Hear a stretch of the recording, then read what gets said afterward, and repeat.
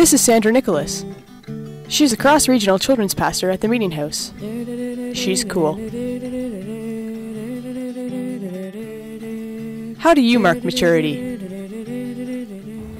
I think markers of maturity, I guess there's a ton of them. Like, I think of the very first time, like when I got my period, whoa, that was like, not that I want anybody to know because I was completely mortified about it, but that was something that was like, whoa, everyone kind of teases you, like, you're a woman now, you know?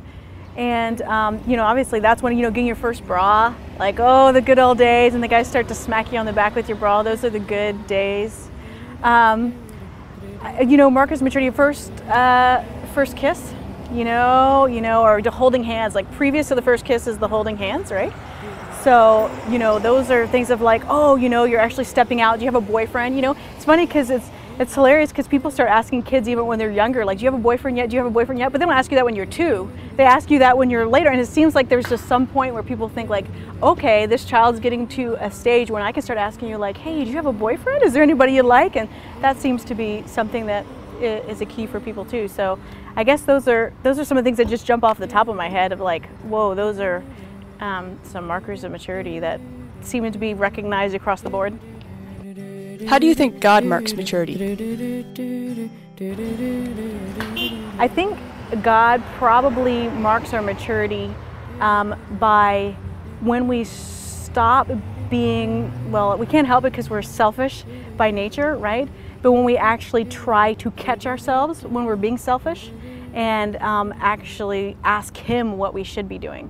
When we start thinking just outside of our own immediate, like, this is what I need, but like, what is good for humanity? What's good for my friends? What's good for my family? I think, and what is God asking me to do?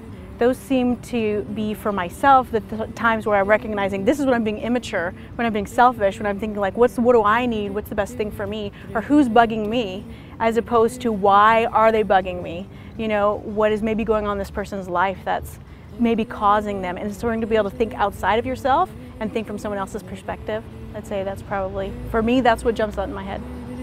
Who would you consider to be mature beyond their age? Yeah, I guess I can think of a couple different examples of that. Like, I work with kids on a regular basis, so I'm going to jump to maybe my answers to some examples I've seen of kids things. But one of the things in Hamilton, we have a kid who is like in preschool age group that, they're 4, but they realize, there's a need in Africa. There's people who don't have food, that don't have water, that might be orphaned. And so, what can I do for this kid, for the other kids around the world? And so she, in this case, it's called Naomi's coloring recital. She basically decided, hey mom, I'm gonna have this coloring recital and I'm just gonna sit there and color all day.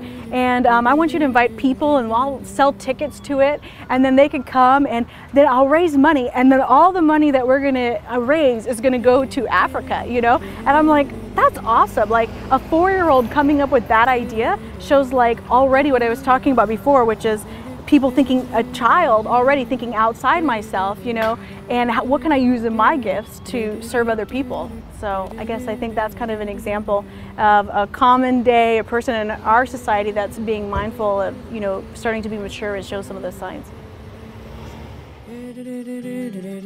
A place to learn that I am enough.